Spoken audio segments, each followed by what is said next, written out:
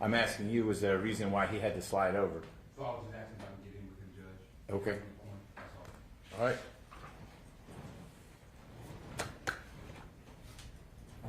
Mr. Wade, are you ready? Judge, we could have a moment. Like settlement negotiations or?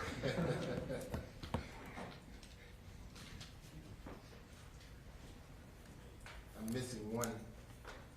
We're missing one document. Well, there's really only one that matters. I hope you haven't lost that.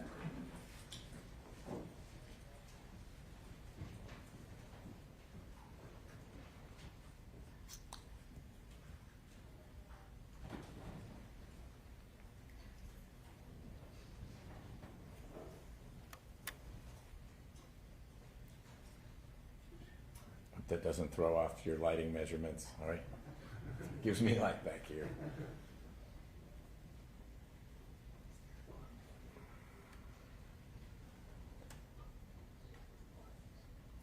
So while we're waiting, Mr. Wooten, will you be standing in if they don't come back? Because that clock is slow, it's noon, and we're supposed to start. We've got a few people Let me waiting. step out and just Encourage them to come back? That would be good, thank you. Oh, you need to stay. We need to keep at least one ADA here. Thank you. I went to the Zoom meeting, go in. It's my staff. That's awkward. Ms. Nelson, you were on national TV briefly.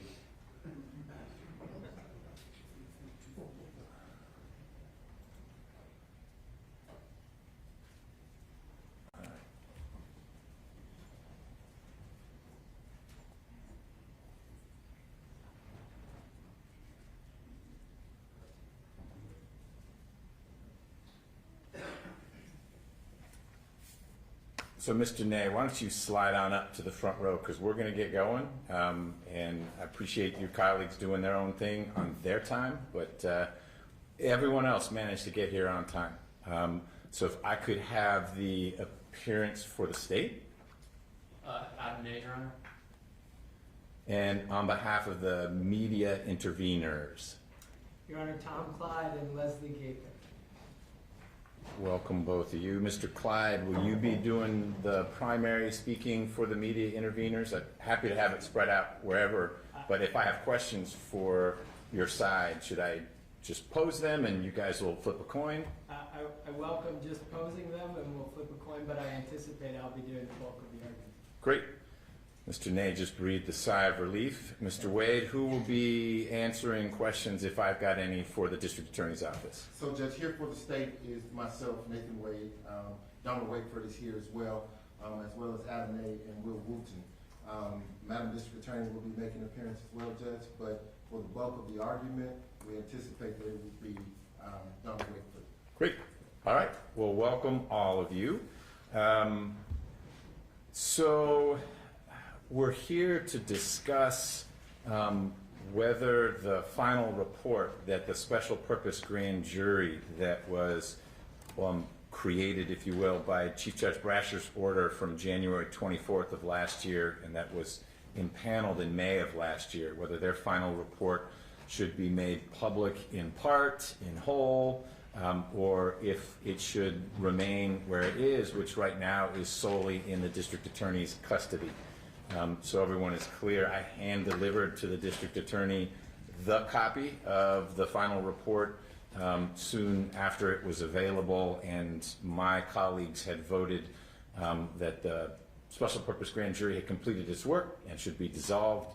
And that's the one copy I'm aware of that is in circulation within the district attorney's span of control. But the question has come up as to whether it should be shared more broadly. The special purpose grand jury voted pursuant to OCGA 1512-80 to have the report made public. We need to work through the consequences, if any, of that vote. We need to talk about whether this final report is the equivalent of a general presentment, if those terms really even make a difference. And we need to talk a little bit about how the final report might be viewed as what the courts have referred to as court records, which enjoy a presumption of public access, or if this final report is somehow something different. And I'll note going in that there are precious few cases in Georgia dealing with special purpose grand juries because they are few and far between. But there are some, and they provide some guidance as to what can happen with a final report from a special purpose grand jury. I think there's precedent for their final reports being disclosed. I'm holding one in my hand. It was one of the exhibits to the media intervener's brief. So it's been done before. That doesn't mean that that was the right thing to do. It also doesn't mean that that special purpose grand jury was sufficiently similar to this one that this one's report ought to be treated the same way. I just want to be thoughtful about it because there's clearly great interest in the work that the special purpose grand jury completed, and we need to be responsive to what may be competing concerns of the investigative interests of the district attorney's office and the public's interest in understanding what its colleagues, the members of the special purpose grand jury, did after they heard the evidence that was presented to them. So, Mr. Wakeford, I'm happy if there's something you want to say up front, but otherwise I've got questions that I'd love to get a DA's office perspective on to help me frame this, and then I have similarly for Mr. Clyde and Ms. Gaither some questions. May I address the court? You may. Fonnie Willis, the elected district attorney for Fulton County, on behalf of the citizens and the state.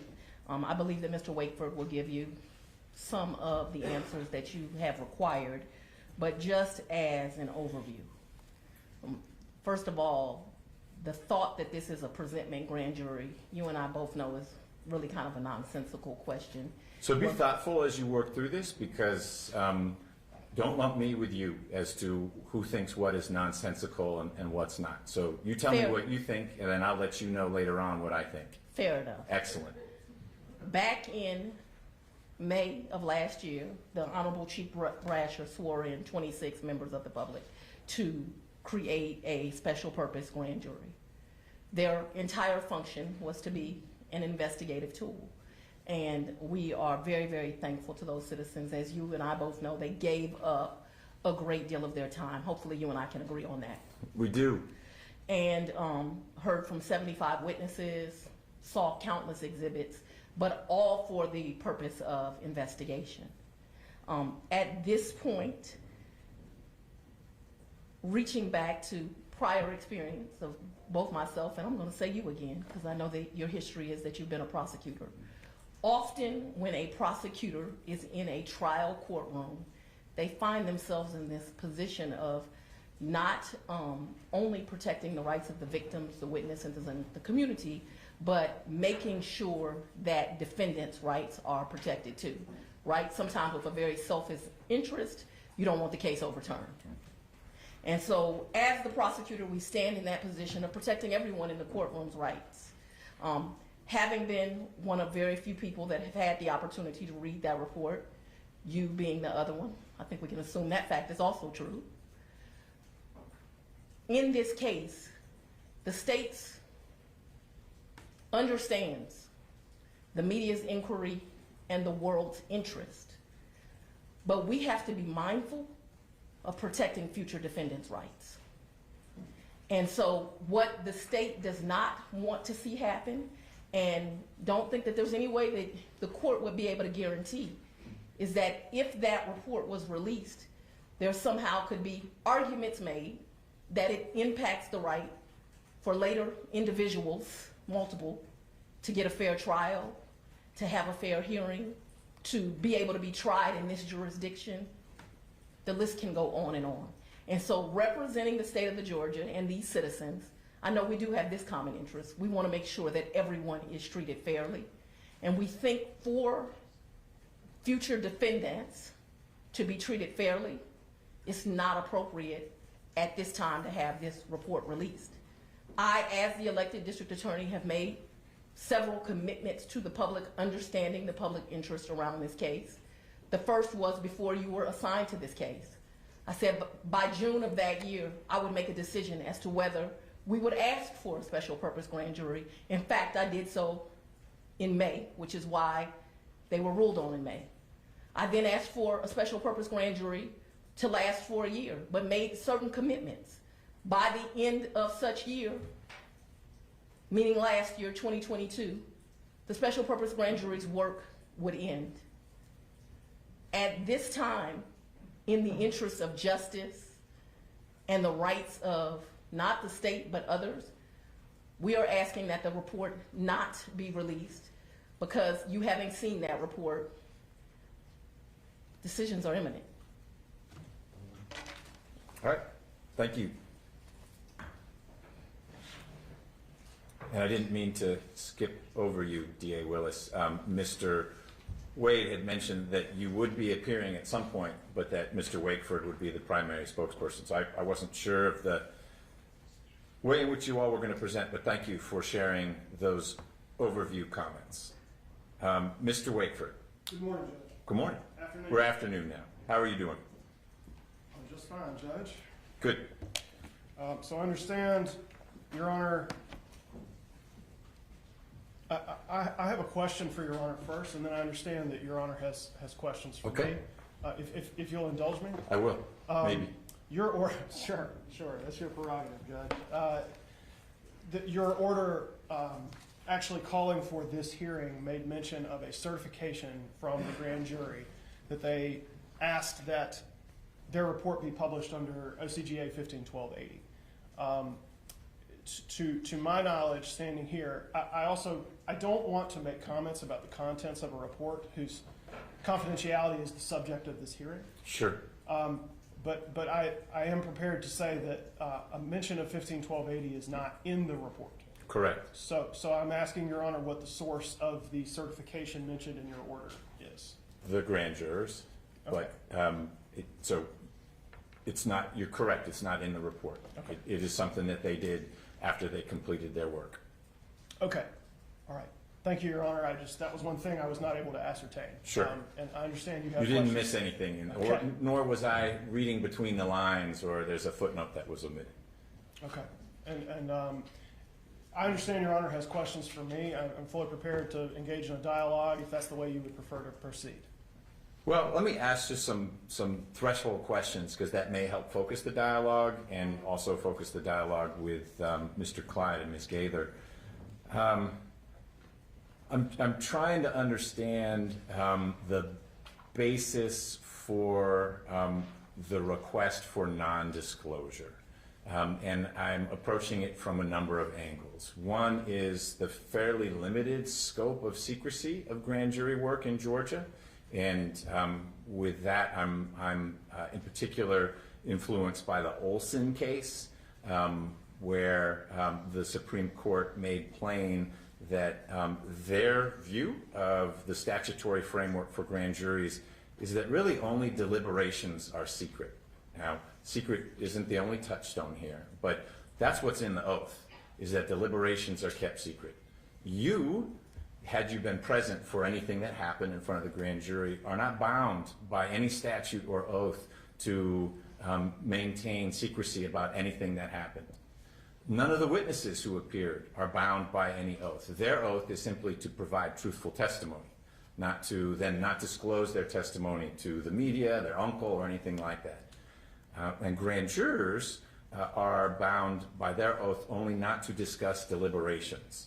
So unless we, and I believe it's a stretch, unless we somehow stretch to say their final report is their deliberations, then I think we're already outside the statutory realm of what's secret. That doesn't mean something should be disclosed just because it's not secret as part of the grand jury.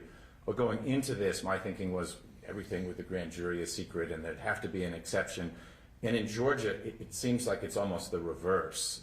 It's very different from federal grand jury. And I know I asked you to share some thoughts about how we're going to work with the special purpose grand jurors going forward. And there are lessons to be drawn from federal practice, but not driving our decisions. So talk me through just first this question of secrecy and why, if that's one of the arguments, you think that well, it doesn't matter what you want to do, Judge. It's secret, statutorily, the final report. Okay, And then we'll evolve to, well, is it a court record or not? Or okay, this notion that in some eyes may be nonsensical, that a final report is equivalent to a presentment of the special purpose grand jury. okay. Yes, Your Honor. And let me say also, if there are questions, I would ask, Your Honor, if there are questions at the end of the hearing today that I feel that I can request us to provide a written response or more research on, I would simply ask for the opportunity to do that. Sure. So in other words, that the report is not, a decision is not rendered and the report is not released at 12:59 p.m. on today or something. That's not how it will happen. Okay. There'll be notice in case there are decisions that want to be made after you understand what the decision is. Understand. I also will, sorry for all the prefaces, but I have to be a little bit circumspect because I have to talk about this report while attempting not to divulge the contents of it. I intend to do the same. Okay. So none of my questions will be, well, what about page 6? Okay. If there's even a page 6. Okay. If the pages are numbered. So that's not, I promise you I won't be trying to drag you into, oh, but wait, this part here, or well, tell me what parts you think ought to be redacted. That assumes that I would have already decided that some part ought to be made public, and I haven't. So we can keep it at the very high level of, and this is not it. If this were the report, why is it secret? So I'm glad to hear that, Your Honor. I just didn't want to try your patience if I keep talking about what the report could be rather than what the report is. But I'm glad you understand the position that we're in. Well, and I think it helps because Mr. Clyde and Ms. Gaither necessarily are having to approach it that way. Right. They don't know what color paper it was printed on. Is it double-spaced or what's in it? And I think by you and me having exchanges at that level as well will make it easier for the different perspectives to share their views. Right. Okay. So then the question of secrecy, Your Honor, I would say that the special purpose grand jury's report in these circumstances, well, actually in all circumstances, special purpose grand juries are special. We have learned that over the course of the past year. As Your Honor referred to at the outset of this hearing, there is precious little litigation on this topic. And exactly They are special. I'm going to pause you from time to time just because if I don't write my question down, I need to ask it. There are only 2 statutes about special purpose grand juries. And one of them says, use all the other statutes about grand juries unless they somehow conflict. I don't know how they conflict because there's so little in 101, 102. So there are things we know because we look at all the statutory framework for regular grand juries. Same oath, and that oath says your deliberations are secret. Your oath wasn't different if you took one. It doesn't bind you in any way. The witnesses take the same oath, and they're not bound in any way by any sense of secrecy. So, yes, special purpose grand juries are different. They last longer. They investigate in a different way. They cannot hand down a bill of indictment or anything like that. But in lots of ways, they're grand juries. And so I think that needs to guide our discussion. And a regular grand jury, per Olson, this is the pretty narrow parameters of what's secret. Their deliberations. You can't be in there for them. Grand jurors can't discuss their deliberations. But when they're done, here's our indictment, our presentment, whatever it may be. And so I'm analogizing, perhaps mistakenly, and you can help me work through that. When we slide over here, it's a special purpose grand jury. Those grand jurors ought not to talk about their deliberations, but when they're done, what pops out of the toaster, instead of an indictment, is a final report. Right. I don't see how that's secret based on the statutory framework in which we're working. Again, not dispositive, but you may be able to convince me it is secret because this case or that case, and I know you don't have that case because you would have sent it to me long before, but I'm interested in your analysis. Thank you, Judge. I guess let's start up here then. And then the first point to be made is that special purpose grand juries can be impaneled at the explicit request of the district attorney, the prosecutor, which is in fact what happened in this case. It was impaneled with the request that they investigate certain matters and also be empowered to provide charging recommendations, if any, to the district attorney, who would then not be bound by those recommendations, but could be advised by them moving forward. Right. The special purpose grand jury whose report is Exhibit C of the media interveners filing, which was DeKalb, presided over by Judge Scott. Do you know? I don't. That's why I'm asking. Was that special purpose grand jury convened at the request of Robert James, who would be Ms. Willis's counterpart at that time in DeKalb County? I actually do not know the answer to that question. Okay. That would be an interesting question to answer. But I will endeavor to find out. Okay, me too. But in this case specifically, I think the specialness of special purpose grand juries in some ways points to how individual they are. So in that case, as a fine example, the ambit of the authority for the special purpose grand jury in that case was to look into a civil investigation. That is not what this case is about. This case, as we have litigated constantly, and as Your Honor has had purpose to look into constantly, has been a criminal investigation at the request of the district attorney. And the report... I'm going to pause you for a sec. Page 6, pursuant to the relevant statutes, on September 7th, 2011, the district attorney, so Robert James, requested that a special purpose grand jury be impaneled. DeKalb, Stone Mountain Judicial Circuit voted to approve, entered an order, and thus was created that special purpose grand jury. So structurally it's the same or similar. DA James said, I need a special purpose grand jury to investigate something. And as a result of their investigation, there was a report and it was published. Yes, Your Honor. What I'm saying is that in this case, it was requested by the district attorney for the sole purpose of conducting an investigation into possible criminal activity. And that the report, therefore, could consist of several different types of information.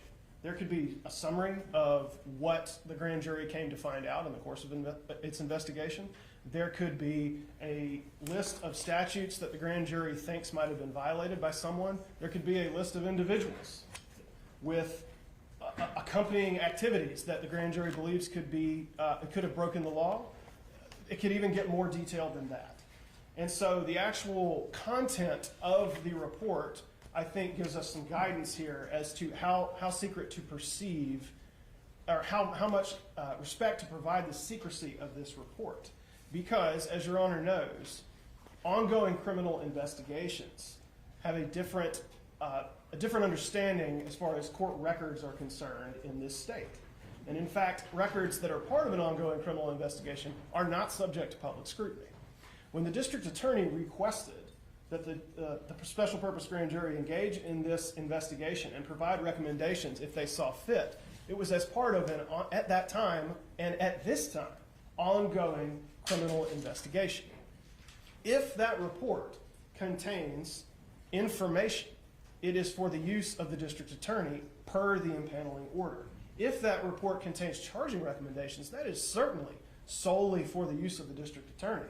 And I would argue that under the law, what the law tells us, under 1512-101, I believe, is that the only required recipient of the special purpose grand jury's final report is you as a supervising judge, except in this case, where it was also the district attorney.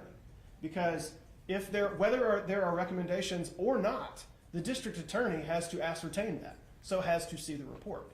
So I think that's a lesson right there in that the content of the report and the nature of the impaneling order in a specific special purpose grand jury can affect how we view it under the law. And of course, I will speak to court records and presentments versus reports in greater detail, but I think that is an indication of what we are operating under with regard to the statutory language. The content of the report should be the guide for this court as to exercising its discretion and how to move forward with respect to secrecy and publication. But what I follow, but what about the process makes it secret? I'm trying to understand, we need to be guided by the statutes. They're not there for optional consideration. And the deliberations are secret. Are you saying this is deliberations, or you're saying, you know what, Judge, let's table the whole secrecy thing because I don't think you can stretch the statutes to say the report is secret, but and maybe this is where you want to go next, the report is not a court record, so we don't get to uniform Superior Court Rule 21 analysis about the That's public's exactly interest. where I would head next, Your Honor. Okay, let's go there. I would flip the question. I would say, in what respects is it secret is one way of looking at it, and certainly I'm sure that my colleagues from the interveners will look at it from that perspective. But I think I have looked at this question as what makes it subject to publication. And there's nothing in 1512-100, 10, or 101 that indicates that there is any contemplation of publication, any special contemplation of publication. And I know where Your Honor's going, Okay. because 1512-102 says that Part 1 of the grand jury code sections applies unless otherwise indicated. But 1512-80, which is with regards to publication, applies only to general presentments.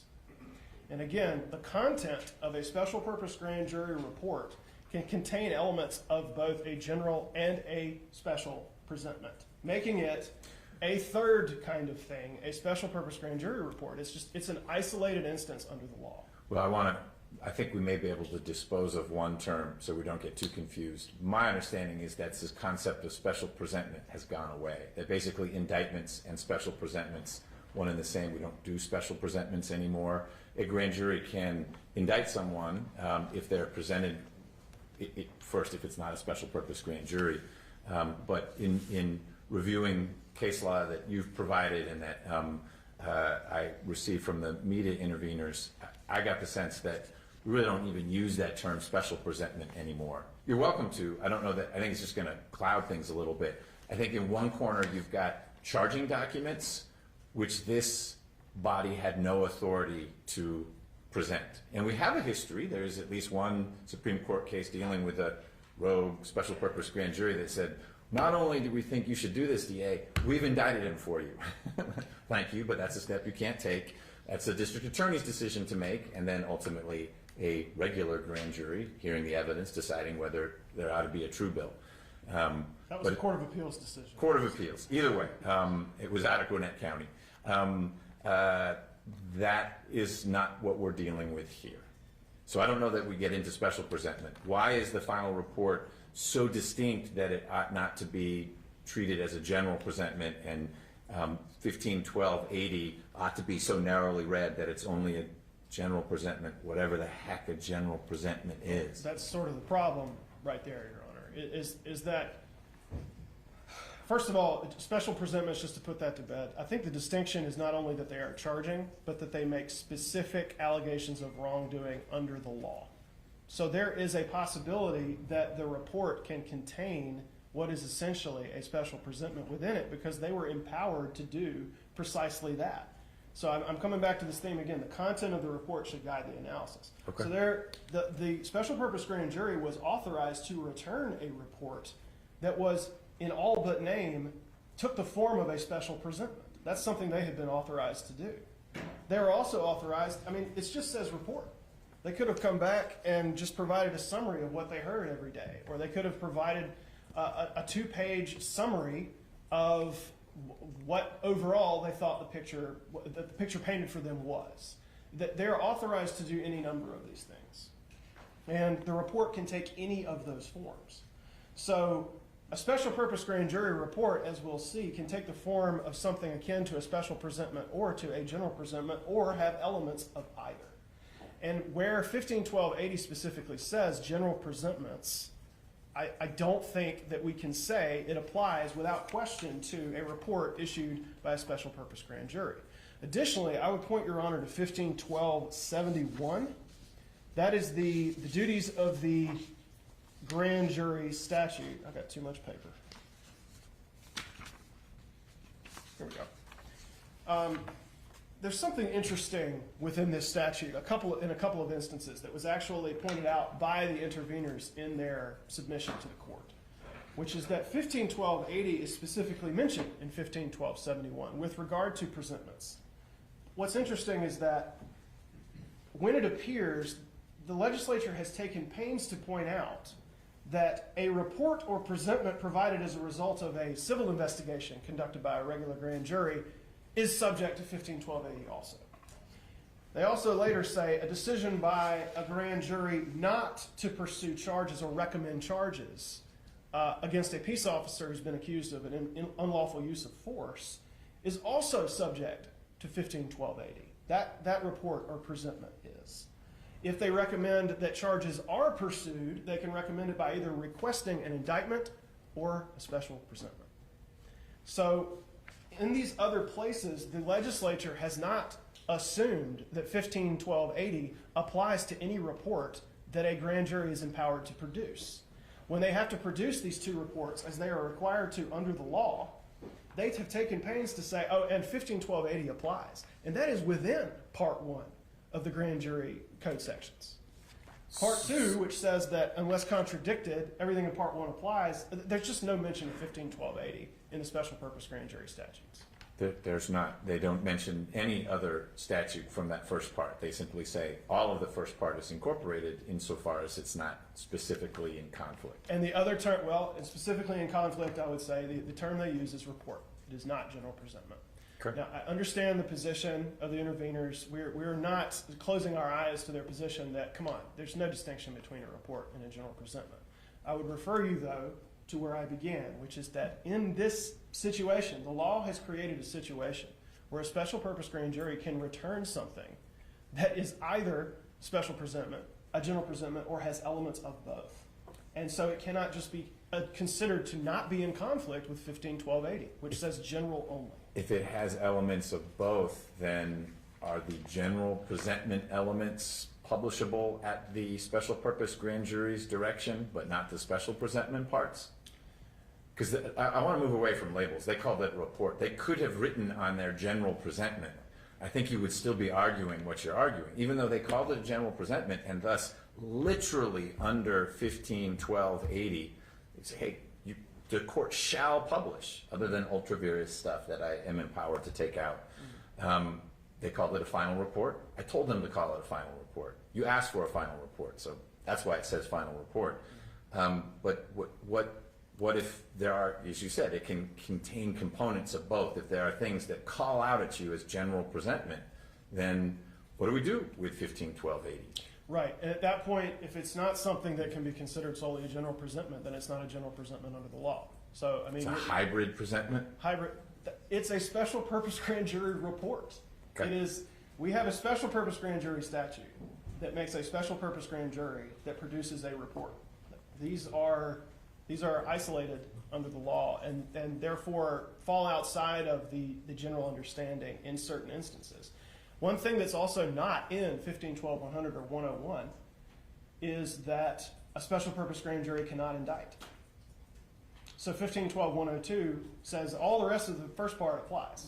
It doesn't say they can indict. And so the Court of Appeals, in its wisdom, has decided, well, that means they can't indict. So just because these two statutes are brief and you have the catch-all statute does not mean we are incorporating every single component of Part 1 unless there is something glaringly obvious. It actually takes a little bit of a lot of analysis to look into this. And I think where the choice of words is report and where the report can take on this sort of strange hybrid form, that you cannot assume that the general presentment as used in 151280 applies to a special purpose grand jury report. I think the content of that report, again, is going to guide this court's analysis as to how really to look at that. And that ultimately, if there is something that isn't clearly a general presentment, that 151280 cannot apply. Okay. I also think that leads to the conclusion that there's a discretionary aspect here. And that is something that Madam DA was actually speaking to. If there are recommendations, the district attorney requested those, and if there are any in there, or if there are not any in there, the district attorney, in its ongoing investigation, has to assess what has been provided by the special purpose grand jury. This report was issued 10 days ago. I'm not even... I don't remember when we had our handoff, but it's recent. It's extremely recent. There has been no opportunity whatsoever for this office to incorporate anything in the document into an ongoing investigation in a meaningful way, and to make the ultimate decision that only the district attorney is empowered to make, which is either there will be the investigation is over and no charges will be pursued, or the investigation is over and charges will be pursued.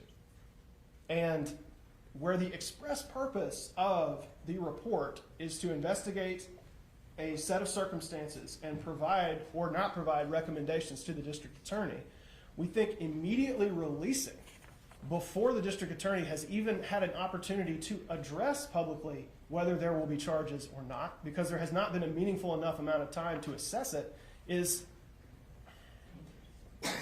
dangerous. It's dangerous to the people who may or may not be named in the report for various reasons. It's also a disservice to the witnesses who came to the grand jury and spoke the truth to the grand jury. So how does one reconcile this perspective with the parallel, highly public proceedings with the January 6th Commission? Many of the same witnesses, hopefully saying similar things if they were asked the same question, but that's not my business. And the commission actually referring to the Department of Justice, you need to look at these people for these things. Dangerous? Pressure on the Department of Justice? They seem to withstand that, and they're doing what they're doing. Maybe they'll bring charges, maybe they won't. Those were recommendations. I think, again, they're called referrals. But clearly, Congress, one branch, doesn't tell the executive, DOJ, the other branch, another branch, what to do. But there was nothing clandestine, secret, tucked into a report that the public didn't get to see about that process. And that's different. That was not a special purpose grand jury. But that is another situation that has been ongoing that I think I need to assess and reconcile with how it's happening here. Our legislature didn't choose to have hearings like that, and so the way the district attorney explored it was through the one means she had, a special purpose grand jury. Parts of it, secret. Some of it, maybe not. But this danger and impact, balance it against the fact that the January 6th Commission seemed to do what it did, and DOJ didn't have to shut down after those referrals came. Well, first of all, they were looking at issues in a different light than the special purpose grand jury was asked to look at them. Obviously, Congress addresses the entire nation. Special purpose grand jury is focusing on Georgia and possible criminal activity within the state of Georgia, or that touches upon the state of Georgia. Additionally, Congress doesn't have to contend with 15, 12, 100, 101, and 102. And I'm not being funny. I mean, like we are traveling under the law here. So Congress, if there's danger created because they are not bound similarly by concerns of grand jury secrecy or traditional secrecy here, I'll put it this way. Congress was going to conduct this investigation because Congress can conduct investigations. That's something it is empowered to do. It was not conducting an investigation at the request of the Department of Justice to provide it recommendations which would inform its ongoing investigation. That's what happened here. Okay. So But I guess the point I'm making through that observation is well, it's two. One, I don't know that you've pointed to any law that says the final report must not be disclosed. Reasons for it, policy reasons, but it may not, must not. I don't think that's what statute or case law says. And so I think it's going to be a balancing, and I don't mean the balancing of Rule 21. We may get there. I'm not saying that's where we are. But I see nothing that says thou shalt not disclose. And so some of the very powerful policy arguments that I've been hearing from you and from the district attorney, we need to be thoughtful about lots of stakeholders. You and I both heard the district attorney whisper, dangerous, and then you said dangerous. And I was merely observing that a parallel process occurred in Washington, D.C., and the world kept spinning, and referrals were made, and DOJ processed that, and they're going to do what they're doing. And clearly they didn't feel like, well, we better do something right now, because very publicly the January 6th Commission referred certain charges against certain people. If an argument you're making, the district attorney's office is making, no matter who the person is, but that your office is making is, look, it may be post-indictment. It makes all the sense in the world to disclose the report.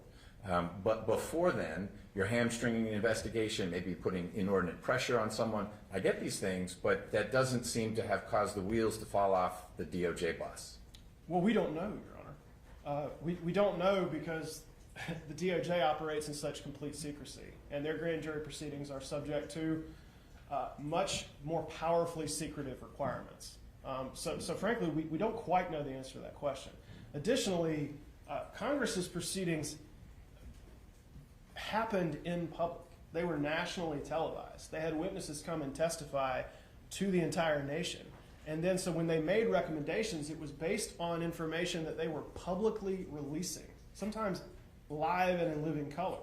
Understood, So but if this Fred case- Jones was testifying up there and Fred Jones came down here, I mean, that's the only point I'm making, is that some of this, well, we don't know what happened in the grand jury, insofar as there's overlap, I mean, maybe people do, and things, but we don't need to get into that. You've shared with me your perspective on how, I understand it, how January 6th Commission was different, and the fact that they very publicly referred certain charges against certain people to the Department of Justice is sufficiently different that you don't think that there should be a parallel drawn with the concerns here. I would also add, Your Honor, that while by the necessity of the laws governing serving subpoenas in different states, some of the witnesses have been made public, but the public does not know who the witnesses were for the special purpose grand jury. That wasn't my point. I agree. That's not my point at all. I wasn't about to provide a list. We heard 75. We heard a number, but not names. I was merely observing that the public actually does know a fair number, and some of those names overlapped with the very public presentations to, or refusal to share thoughts and ideas and testimony with the January 6th Commission. We can move past that. Talk to me about court record and Rule 21. Why is this not you may have already answered it because you were analogizing it, I think, aptly to, it's an investigative report. And if a detective wrote a final report saying, I recommend this person be prosecuted for this homicide, that is not something that the public has traditionally enjoyed right of access unless and until it's part of discovery or it's introduced as an exhibit at trial. I think that is exactly how to conceptualize of the report at this time, Your Honor. I also want to highlight a point that you sort of alluded to a couple of minutes ago, which is that the time for this conversation really should be after the district attorney, like what to do with the report, what is the nature of the public or secret nature of the report should come after the district attorney has had an opportunity to state, I am not pursuing charges, or I am pursuing charges, or even I have sought charges, and here is the indictment that has been true billed. At that point, the relative stance, the status of everyone involved will be much clearer, and we will have a much better roadmap for how to handle secrecy or publication. So I actually think that this entire conversation will be better handled after that decision is made, which the district attorney began by stating that when she has made assurances as to time frame, she has held up or exceeded those assurances. But I also want to point to another thing. The statute regarding court records is very specific in that ongoing criminal investigations are not subject to public scrutiny. There is no presumption of public access to those. This, we think, commonsensically falls in with those. When you say the statute, you're not referring to Rule 21? I mean, Rule 21. Okay. In re Gwinnett County Grand Jury, which is cited, I believe, by interveners in their submission, actually clarifies that with regard to the kinds of civil investigations which regular grand juries are empowered to pursue, and which they can produce reports or presentments as a result of, and which the statute says specifically 151280 applies to, they say that the term court records as used in USCR 21 encompasses only the presentments made by the grand jury in open court at the conclusion of the grand jury's investigation. There's a longstanding requirement for which documents must be presented in open court, including special presentments and indictments.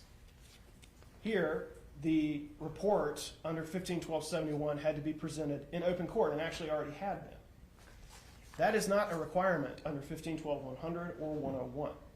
Their only requirement for the final report is that it go to you as a supervising judge. And then in this case, go to the district attorney. as the recipient of either a recommendation for charges or no recommendation for charges. So there is no open court requirement for special purpose grand jury reports. It's just not there. And the Gwinnett County case points to the fact that the presentments, it's not just that they're presentments, it's that they're made in open court that makes them a court record. You couple that with the presumption that documents attached to an ongoing and criminal investigation are not subject to a presumption of public scrutiny or access. And I think it's clear that the report in this case is not a court record as contemplated by Rule 21. I think it's another indication that discretion and the wise choice at this time cannot be that it's released at this time. And everything about the nature of this report indicates that it is premature to make the report public at this time. That I think is the strongest stance I will take before Your Honor today. Okay. Let me throw a little bit of a wrinkle at you.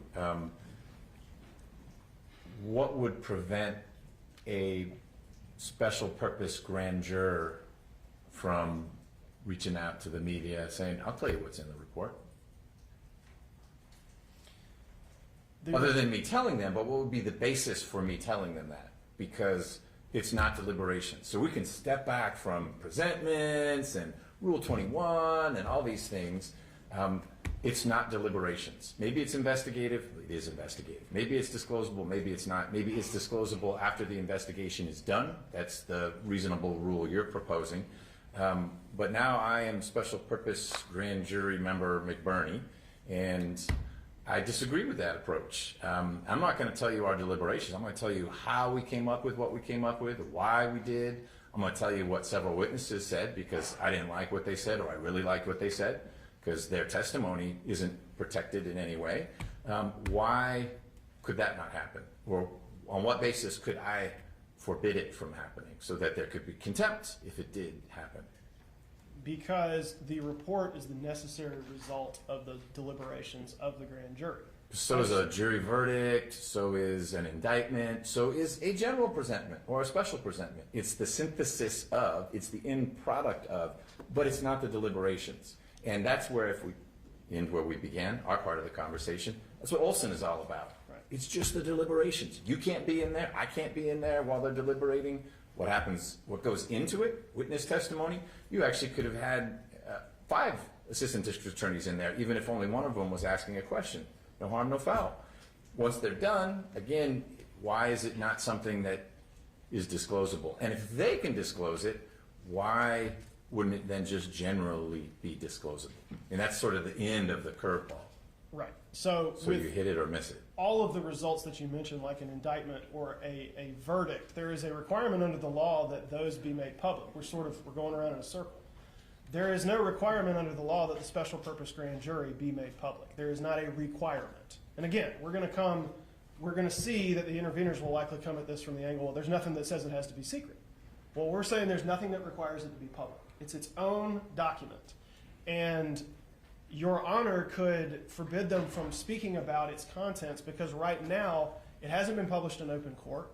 It's not in the possession of anyone in the state of Georgia or in the United States of America other than, briefly, Your Honor and the district attorney, who is engaging in an ongoing criminal investigation. And so it hasn't been publicized. It hasn't been released. There's nothing that indicates a requirement that it be released. And the only result of a grand juror talking about it would be to shed light on deliberations and also, in the bargain, interfere with the ongoing criminal investigation, which their report was meant to be a part of. So what odds do you give an appeal of an order that I would enter forbidding them from talking about the contents of the final report? It gets appealed, restraint of speech, First Amendment violation, and special purpose grand juror X just sends the Supreme Court or Court of Appeals Olson. How's that going to play out? Because I appreciate that I could do things to help maintain the investigation and not get it prematurely derailed by things that it ought not to have to deal with until the time is right. And that's a decision that the district attorney and her team would make as to when the time is right.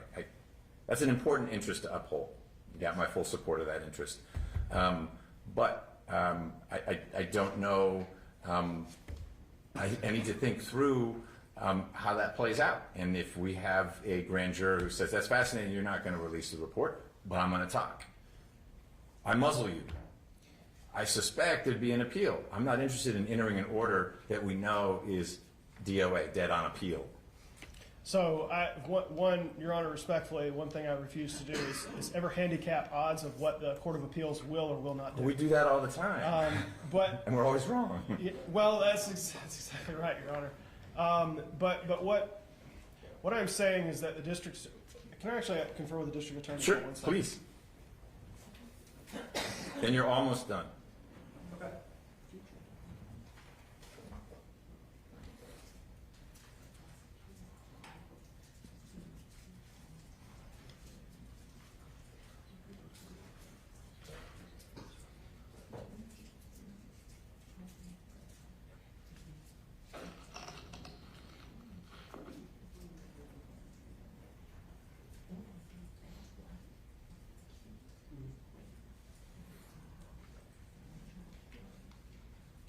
So, there's two things I wanted to highlight, and I appreciate you letting me confer with Madam District Attorney. Not a problem. The first is that our position should not be understood to be a blanket opposition to release of the report forever and until the end of time. I have not heard that once. Okay. I have heard a, I think, reasoned approach of not now, and here's why. Likely later, and here's why. I haven't heard forever bottle it up. So that's not my takeaway from what you've been But to saying. your question about what will a future appellate court do, I think that's an extremely relevant fact, is that this is not an opposition that is intended to go to march to the end of time and prevent public disclosure of what's in this report forever. That's not the position. It is simply saying that now is not the time and that Your Honor has the power to pursue that. Additionally, there Your are analogy, it's like a temporary sealing. We're going to seal this to include seal the mouths of some people until, and that may put some additional pressure on to reach a finish line sooner, but it's not the same pressure as actually here's the report, and if it says certain things, that complicates and maybe compromises a more thoughtful approach to charging decisions. I think that there is a clear time to have this conversation when we have a much better idea of how to proceed, and it is after the district attorney has announced either we will not be pursuing charges or we will, and here they are. That, I think, is really what I'm saying. But additionally, there are other constitutional rights that are impacted, and those are the rights of anyone who is possibly named in the report. So I'm going to ask the media interveners about that, but I guess we can end with that. So let's say that your special purpose grand juror X says, you know what, Oscar the Grouch should be indicted. I mean, we talked about it, and my gosh, Oscar the Grouch should be indicted for treason, if that's a state crime, for inciting a riot based on what happened here in Georgia. What's Oscar the Grouch? Who's he suing? What constitutional rights is he going to be invoking to say, wait a minute, I can't believe someone said that? And of course, the someone isn't the district attorney. It's not you. It's either in the report because it's published, or it's coming from someone who is not bound by any oath of secrecy to not talk about witness testimony or the final decision of the special purpose grand jury. Because the DA brought this up as well, and I get it in part, but I'm crystallize it for me. So what does Oscar the Grouch do? He hires a lawyer, and that lawyer has a conference, a press conference, to say we're outraged and we'll prove our innocence, even though we don't have to prove anything because we're innocent until proven guilty. Well, we know that the cases exist, which Your Honor actually referred to in your order, where there were discussions of public officials seeking expungement of statements made by grand juries that were different in color than a special presentment or an indictment. So I guess the simplest answer to this question is I'm not totally sure, but we can avoid that question entirely by not publicizing the report until after the district attorney has made public her decision. Why tangle with it if you don't have to? Exactly. There's just no reason when the report is sure to be eventually disclosed, because the district attorney is not going to forever oppose it. There is no reason to contemplate the release until there has been a public decision made by the district attorney of the three options I have mentioned many times. We're not pursuing anything, we plan to pursue something, or we have pursued it and here is a bill of indictment. At that point, we have a much better idea. We don't have to worry about statements made about individuals because there will either not be any, and we have a better idea of what to do, or there are, and they are contained in a bill of indictment. Right, if Oscar gets indicted and it's released and it says Oscar should have been indicted, so I told you so. If Oscar's not indicted and the report said he should be, then someone could choose to explain from the district attorney's office why Oscar the Grouch wasn't indicted, but there isn't that cloud hanging over Oscar's head in the interim. That's precisely right. Not sure that it necessarily invokes constitutional rights, but I get the policy concern. And it also marches in lockstep with the concerns about an ongoing criminal investigation. It sidesteps all of those problems. It also solves the issue of, is this a general or is it a special, or is it's sort of, everything becomes clearer at a later date. And we can come back and discuss it in the clear light of day, as opposed to a lot of me standing here and going, well, it could be this and it could be that, and you agreeing that it could be that or this, and sort of, I think the main point is that today is not the time, now is not the time, but eventually we will have a better idea of when the time will be. And that the district attorney's office is not opposed to the eventual release. It's opposed to it right now, and it's opposed to releasing it without very careful consideration in light of all the other factors that are in play. And I just ask Your Honor once again to consider the content of what the actual report ends up being, because the law has set up a situation where it could be a little of this, a little of that, or something completely different.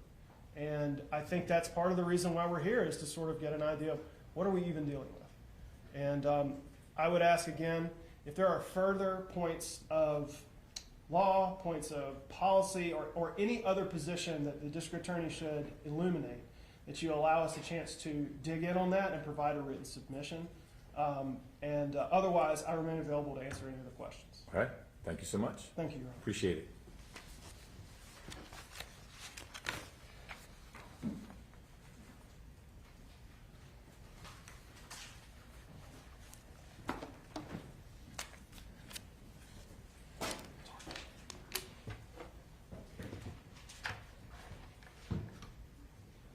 So, Mr. Clyde, your clients are going to get the report eventually. Can we go home?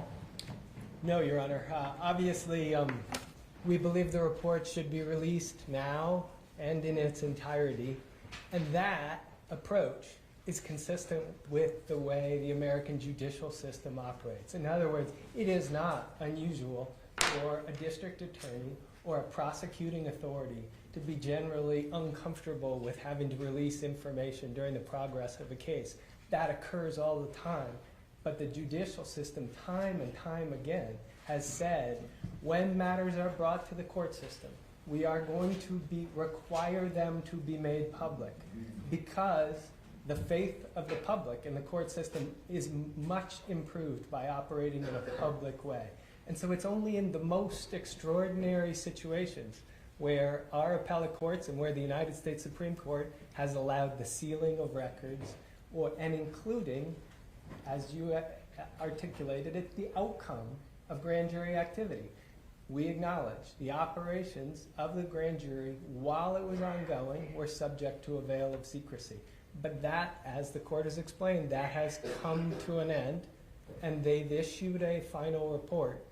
And that final report is the outcome of a judicial process, not an executive branch criminal investigation. They invoked the judicial process of the special purpose grand jury statutes.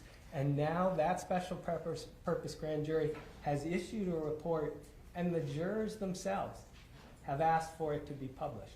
There's enormous public interest in what they have said, and that exists in this state, it exists across the nation, it exists beyond the nation. And we believe the statutory law supports its public release right now. We believe the case law supports its public release right now. And we believe constitutional law, including our own state constitution, requires its release right now.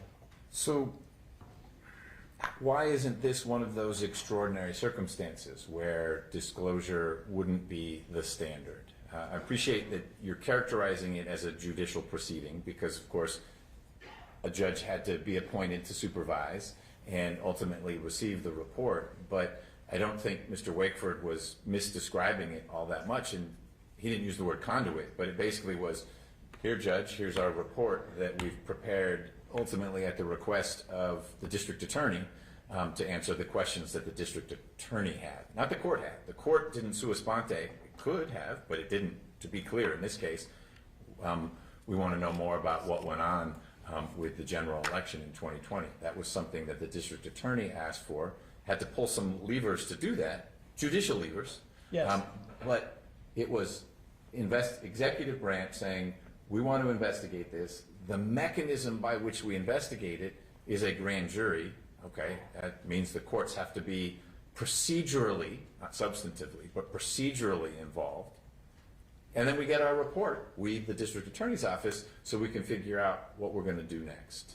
How is that? That is how things flowed.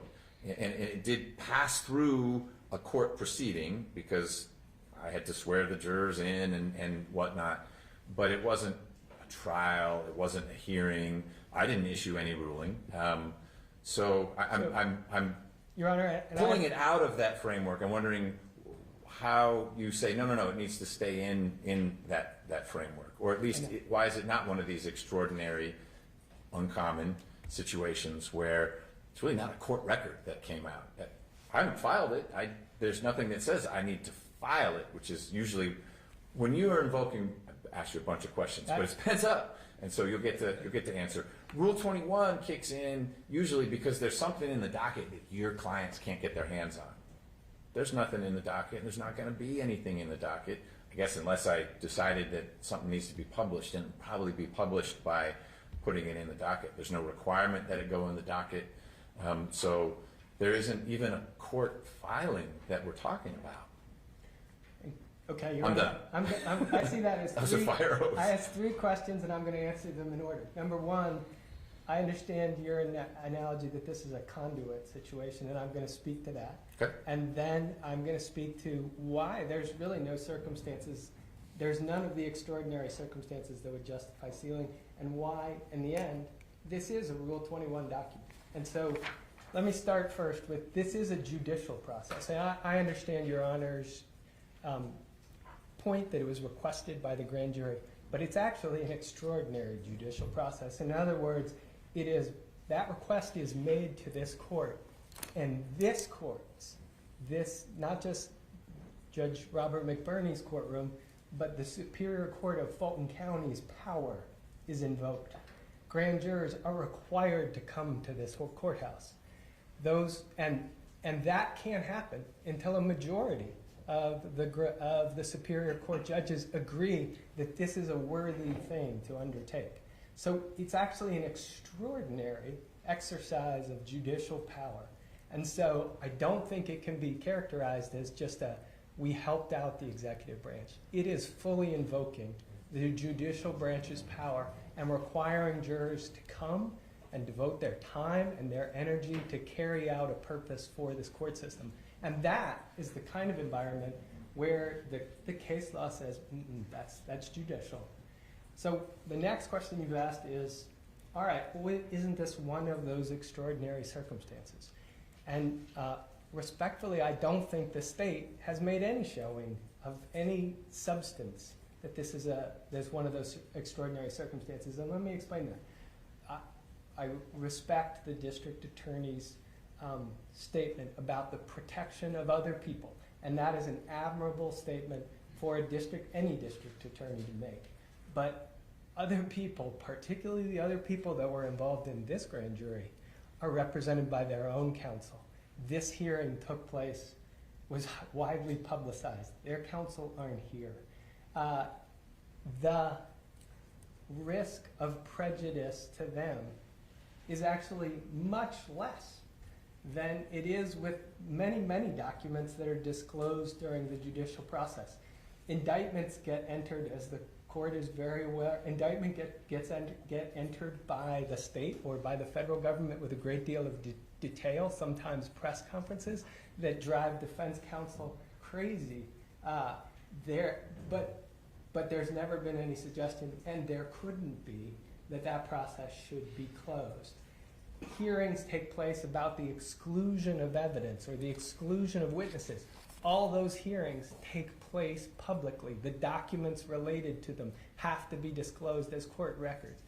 Those are much closer in time to a trial, so there's a much greater risk involved in those documents. Here, if we're talking about risk to potential defendants facing a trial years into the future, that this document doesn't rise to the level of the routine kind of documents that are disclosed publicly during the judicial process.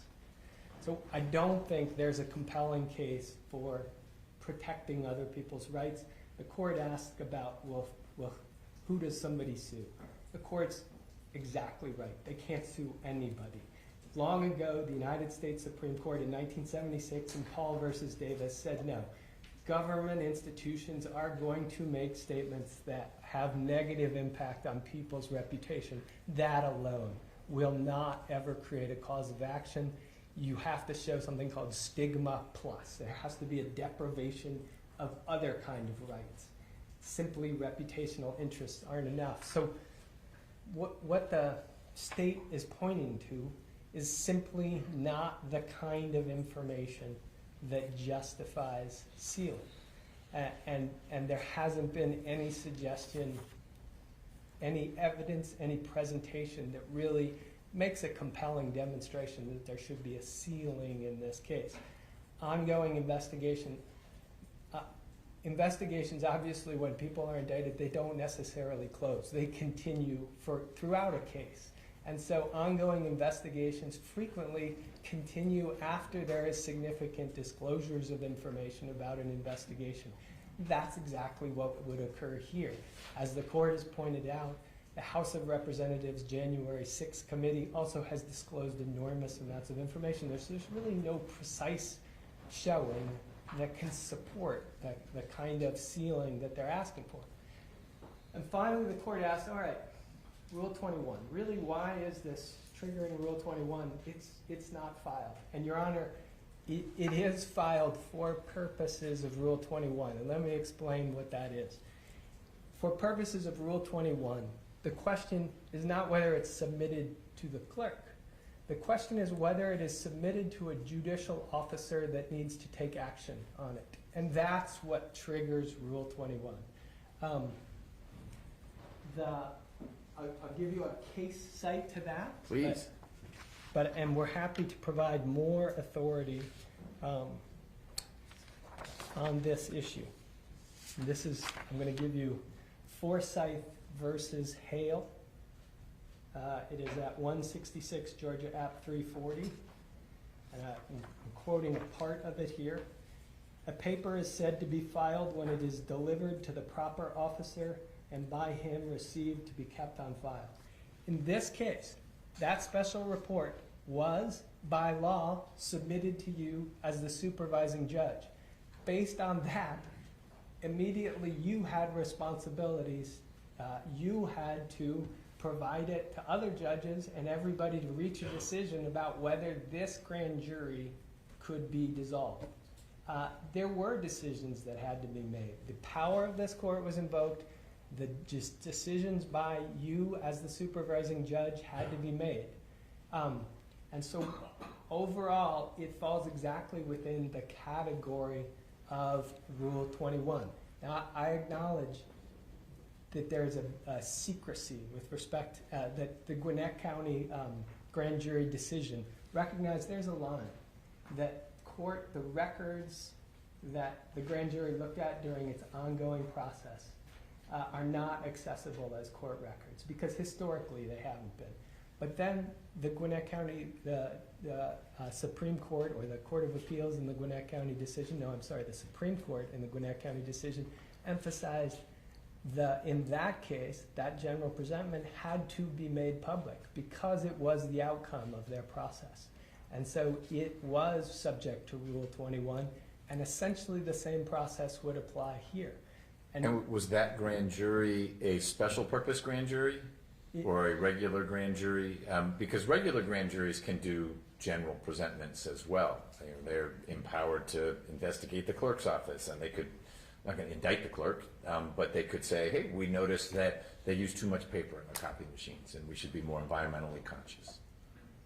Exactly. And So the case you're referring to, there are lots of Gwinnett cases, so I'm not I necessarily understand. seizing upon the same one.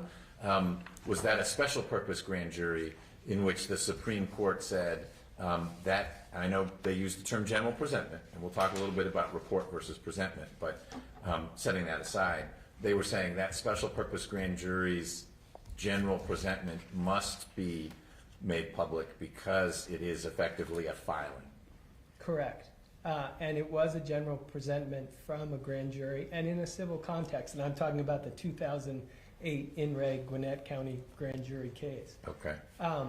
Justice Benham held that that document was subject to Rule 21. And we would submit the same thing the same conclusion would be reached with respect to the final report. Your Honor has, and I understand the questions relating to 151280, and we're eager to address that. But one of the things that I want to emphasize, and I think from the court's questions, you fully understand this, but those are two independent bases for the disclosure of the report. No, they are, and I pressed Mr. Wakeford on them because it's sort of mounting pressure, if you will.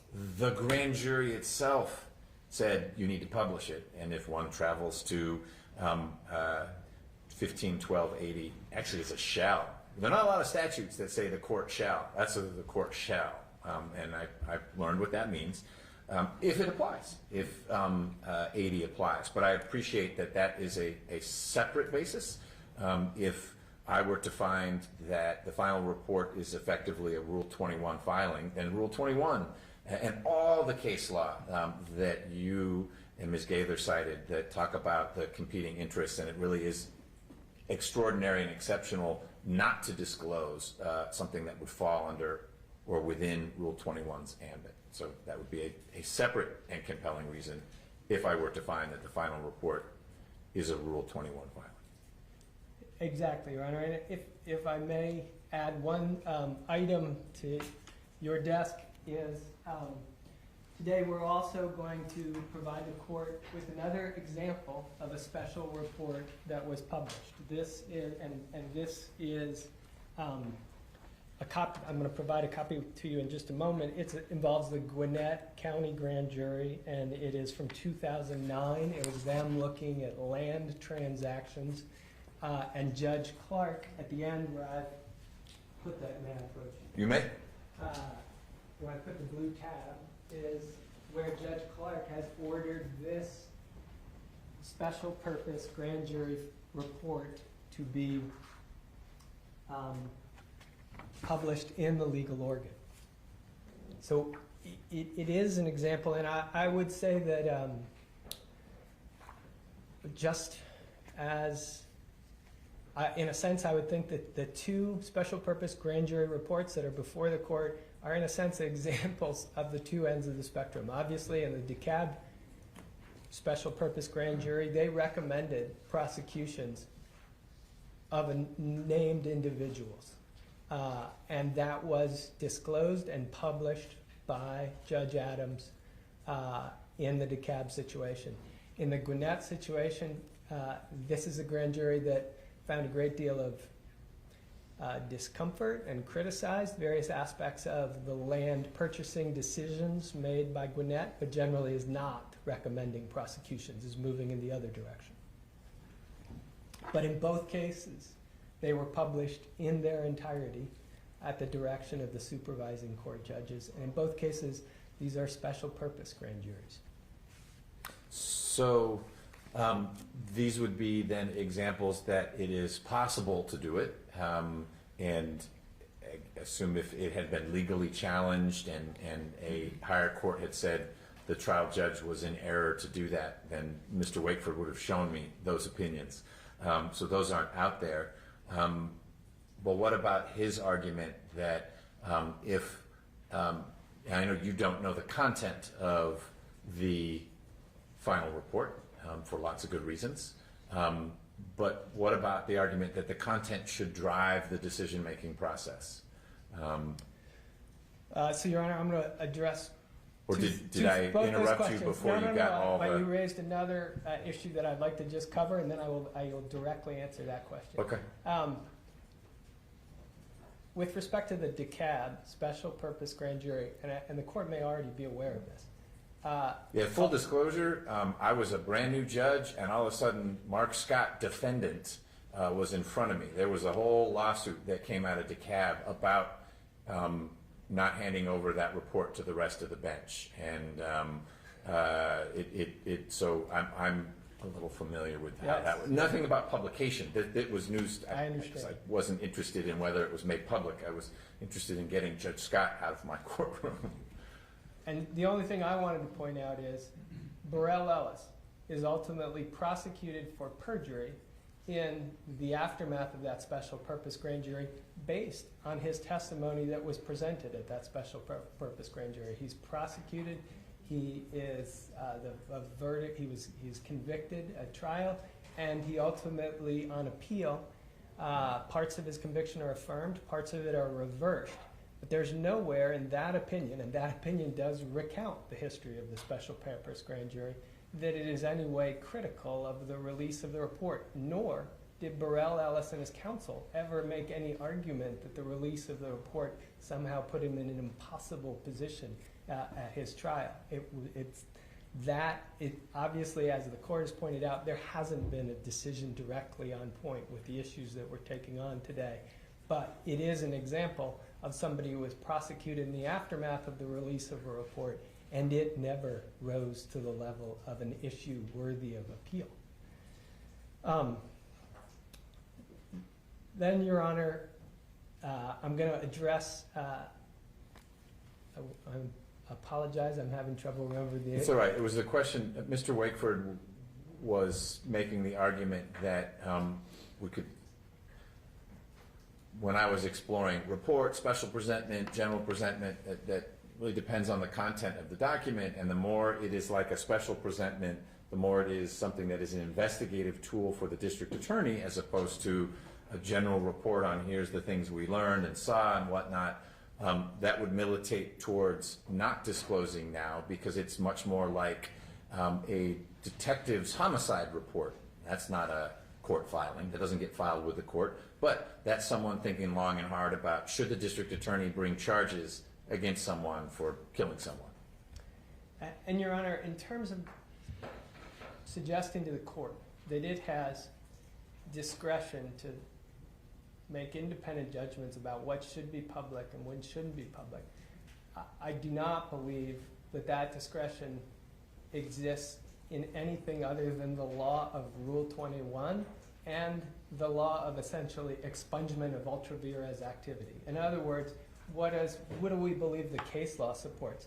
We believe that the court is within its rights to read the report if this grand jury, and occasionally that happens, if this grand jury has gotten outside the ambit of its mandate and made statements that have nothing to do with what its actual role was, that is appropriate for expungement. We aren't arguing. We aren't disputing that.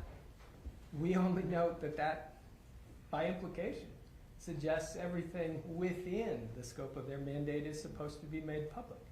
The second part is, does the court have authority to seal under Rule 21? Absolutely it does. But it has to meet the Rule 21 standards. And there's the argument that has generally come from the state today is it is uncomfortable, this report being released until we've made these decisions. And I don't fault the expression of discomfort or I fully understand it. I think it is a reasonable concern to raise, but if I find that we're within the realm of Rule 21, it's just not one that weighs real heavily in the scale, as I understand the analysis that higher courts have performed. So one doesn't ignore it, but it's a lighter weight than the public's interest and the general presumption that court filings are to be made public. And Your Honor, I guess we would say it's not just a lighter presumption, it doesn't meet the standard. In other words, the discomfort of the prosecuting authority in disclosing court records isn't enough to make them sealed. It Well, has okay. to be significant, identifiable evidence that's going to cause a problem. And Your Honor, I don't think that submission has been made. I have a question about that standard. In your brief, page 18, you use the phrase clear and convincing proof. And clear and convincing evidence, that is a standard out there, which is different from a preponderance. It's much more than that. It's not well defined. It's less than a reasonable doubt. It's actually what the JQC has to use for judges. Clear and convincing. And that's the phrase you use. But there's a whole lot more than a preponderance. And I'm wondering if you have case law for that, or it was just a colorful phrase trying to show that there is a burden that the party seeking to seal something has to meet. And there is, but I'm not familiar with it being clear and convincing evidence. That is a higher burden than I weigh it and find in which way do the scales lean. Where's the preponderance? Sealing and not sealing. And that's why I was saying the district attorney's concern about timing and not having the investigation unnecessarily rushed. I think that is a factor that I can weigh. Your point was my point was how heavily do I weigh it? And you said, oh, you shouldn't. It doesn't weigh as much as the public's interest.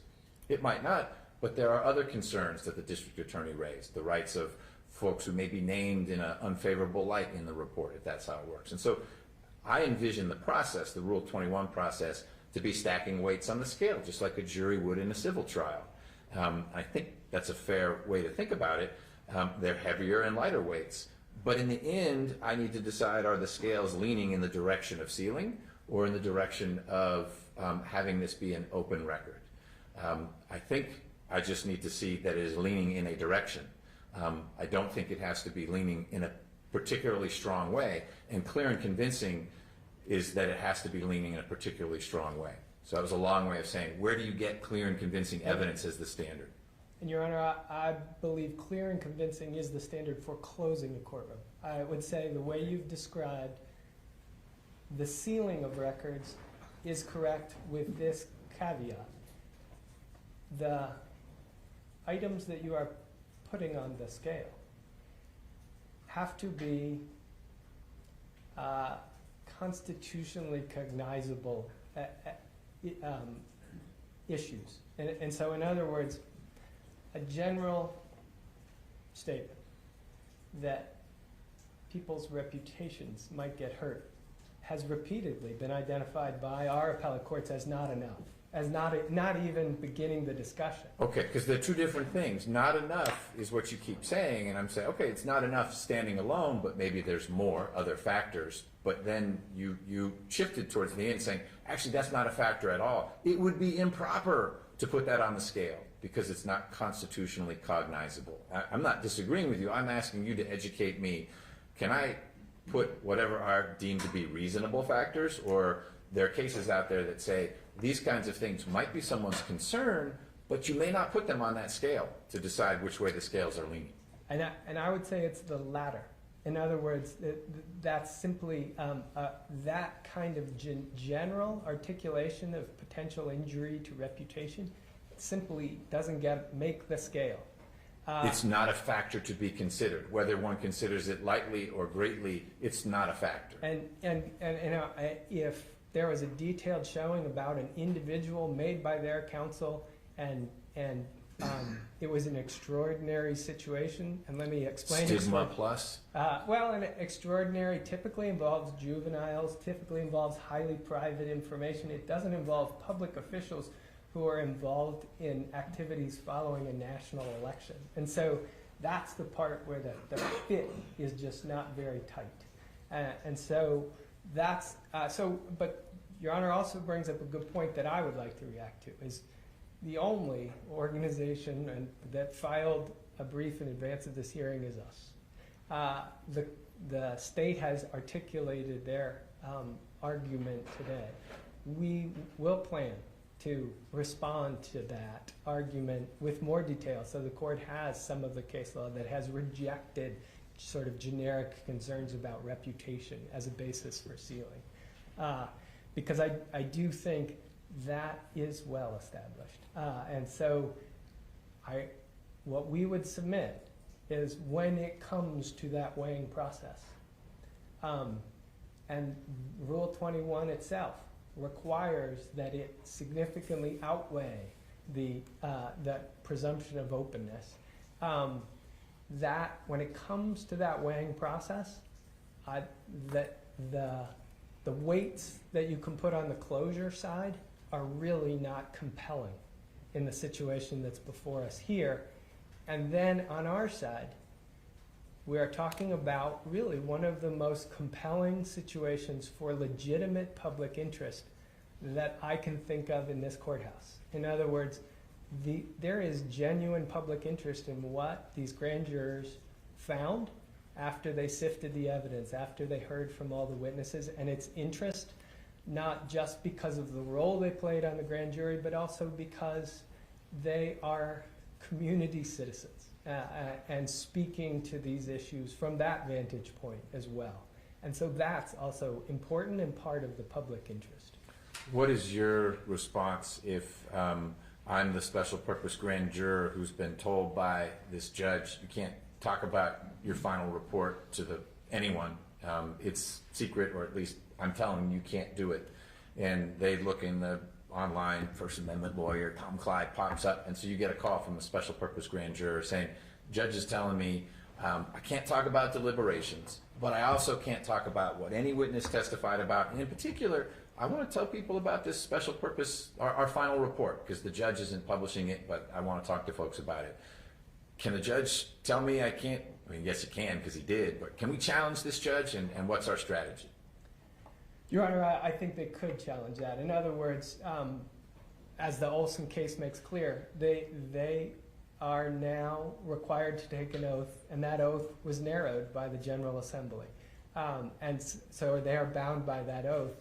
Could this court, in extraordinary circumstances, impose what would be a prior restraint on their speech? Yes, in extraordinary circumstances, but as the court knows, the extraordinary circumstances for it to warrant a prior restraint are typically situations that are putting the national security of the nation at risk. In other words, the examples that have been used by the United States Supreme Court are the location of warships in time of war, things like that. That can justify a prior restraint. But here, as long as the grand jurors abided by the oath they were required to take and the General Assembly approved, I think they're within their rights speaking about their experience. And there is specifically a Supreme Court case, U.S. Supreme Court case, that says witnesses that appear before the grand jury are allowed to speak about their experience before the grand jury.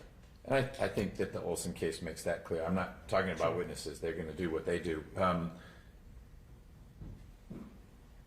So you contend that that would constitute a prior restraint, say you can't talk about this. Well, what about the notion that the final report is really just an extension of their deliberations? It's not a presentment. It's not the kind of thing that grand juries is specifically what this grand jury came up with at the end. But it's not a general presentment. It's not a special presentment. And so really they shouldn't talk about the final report because it is just an extension of those deliberations.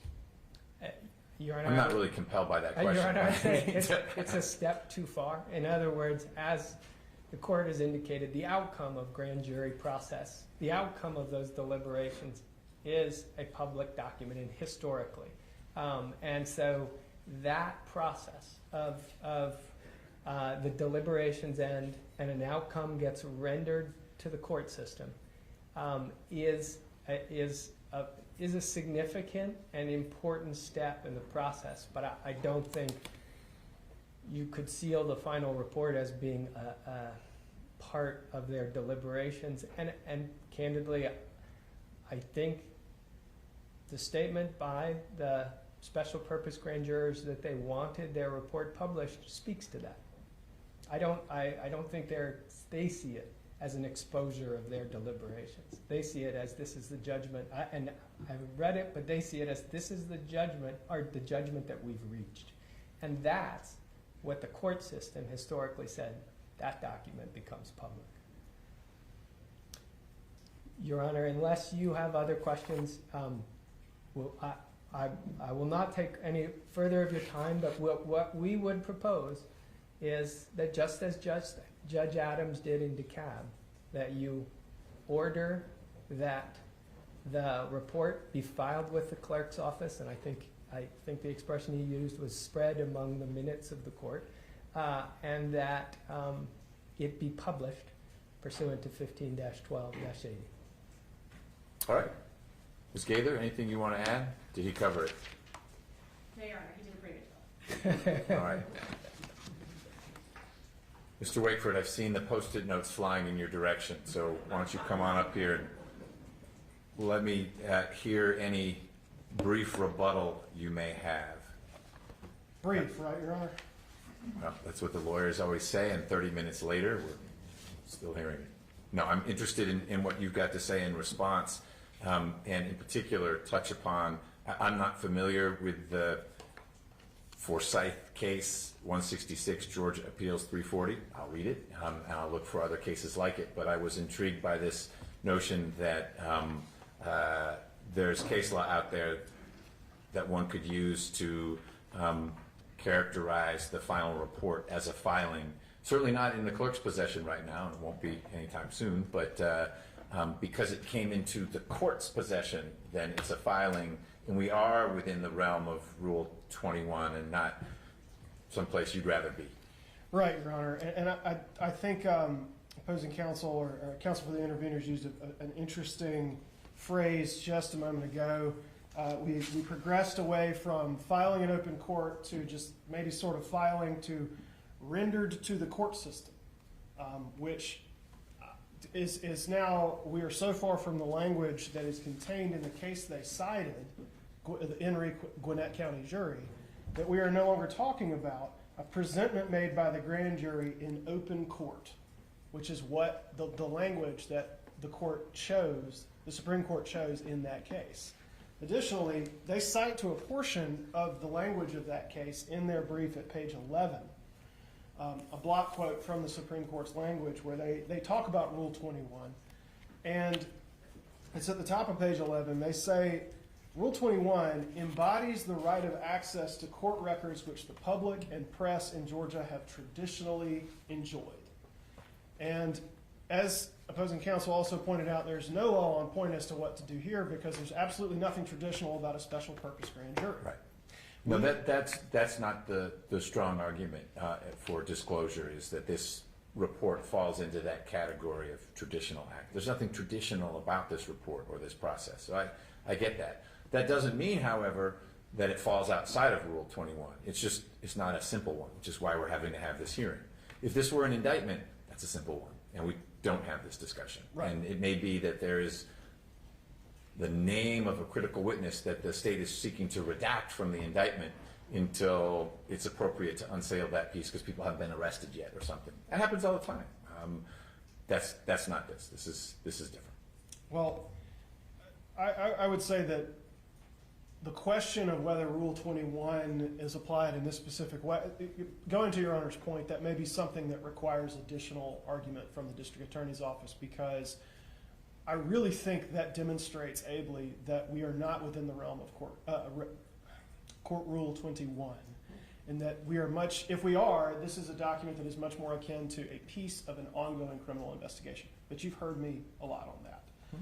I also want to point out that we've got to take what guidance we have, and 1512-101 refers to a final report, not a general presentment. In other places where reports are mentioned, like 1512-71, they say report or presentment. That is not the choice that was made in 1512-101. Additionally, there's no open court requirement there. There is only that it goes to the supervising judge, and as we said in this case, to the district attorney. That seems to indicate something to me that is significant, but mainly that we are not in the realm of a general presentment, and certainly my comments about the content guiding the analysis remain. But let's go all the way to saying, okay, fine, it is a general presentment. Even then, 1512-80 just says that the court shall order publication. But it also empowers the grand jury to direct the manner And there's no indication from Your Honor that the manner was prescribed by the grand jury, indicating to me that since, once again, the district attorney is not opposing the eternal repression of the report, that Your Honor has discretion about the manner of publication. Which here would be timing, as opposed to, I mean, Precisely. no one's fussing about, is it put on the website or is it in the docket? It's really all about the clock. When does it go to whatever place that would be? Precisely, Your Honor. There could be conversations about specific portions, depending again on what the content of the report is, but really, going back to where we began, this is about timing. Yes, Your Honor. That is exactly correct. And since the grand jury's preference has been afforded great weight, as it should be, and I'll take this opportunity to say, the district attorney's office, as I'm sure Your Honor is, are enormously grateful to these citizens for the really above and beyond contribution of their time, energy, and efforts to this process. We want to act with respect to their wishes, but we also have to act as stewards of an ongoing criminal investigation, of which they were a vital part. And so, with regard to the timing aspect, we think that since they did not speak to manner, Your Honor has a discretion there if this is a general presentment. And so no matter which route we take to get where we end up it's a question of timing, and now is just not the time. The time will come, and the district attorney is committed to that idea. It's just not immediate. Got it. Thank you, Your Honor. Thank you. Well, I want to thank both sides for being prepared and having these thoughtful presentations. This is not simple. I think the fact that we had to discuss this for 90 minutes shows that it is somewhat extraordinary, Mr. Clyde. Partly what's extraordinary is what's at issue here, the alleged interference with the presidential election. But it's also extraordinary in the plain meaning of that word, is that it's not ordinary to have special purpose grand juries doing things. That doesn't mean, however, that there hasn't been a course of conduct developed over time as to what happens with special purpose grand jury reports or presentments. It also doesn't mean that I can't figure out a way to assess the final report through the lens of grand jury secrecy and the statutory scheme for grand juries, as well as viewing it through the lens of Rule 21 to decide if it falls within the reach and scope of Rule 21, and that's what I'll need to do. My proposal is that I think about this a little bit and then contact both groups, the district attorney's office and the interveners, if I've got specific questions for which I'd like more input. And then you're welcome to file something or provide an email that these are the cases you should look at. I won't dictate the format in which you respond. I will be sure if I have questions, even though they may be for one side and not the other, I won't say side, one group and not the other, they go out to both groups, because I may have a question for Mr. Clyde and Ms. Gaither, but Ms. Willis, your team may want to be heard on that question, even though it is poking more at the media's position. As I said early on, there'll be no rash decisions. There's not going to be an order that pops out with no notice and attached to it is the report. There'll be an order, if there's going to be disclosure, that perhaps says this is when it would happen, so that both sides have a chance to react and take whatever steps they'd want to take in light of an order that says this is going to happen a little ways down the line. So no one's going to wake up with the court having disclosed the report on the front page of a newspaper. The report, of course, exists in the district attorney's control, so if it does show up, folks will need to work through that. But I will circle back and we'll figure out the best way to move forward with this. Ms. Willis, anything else from the district attorney's side? No, thank you for allowing us to be heard today. Thank you for being here, all your team. Mr. Clyde, anything else on behalf of the interveners? Your Honor, could I speak just very briefly to one of the last things that you mentioned? We understand the court that it'll give the opportunity for either side to take whatever action they want in terms of appellate issues. We believe the proper court if there's an appeal in this case, we believe the proper court should be the Georgia Supreme Court. And we believe the Georgia Supreme Court would be interested if that's the direction it takes. But I will point out, to Your Honor, that the constitutional argument we are making would have to be reached by Your Honor in order for that to be the clear choice and clearly appropriate court for resolution of the issue. So that is an area we hope the court will reach.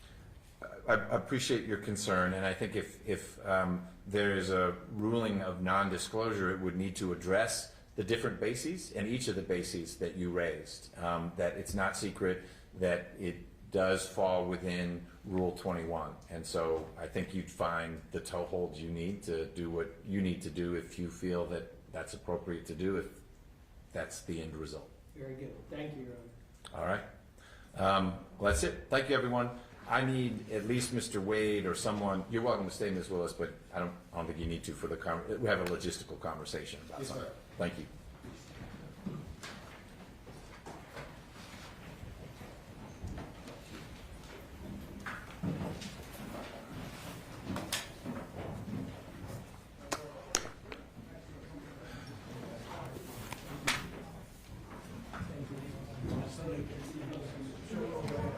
Do I need water? I could have used water. I'm good. Okay. Thank you.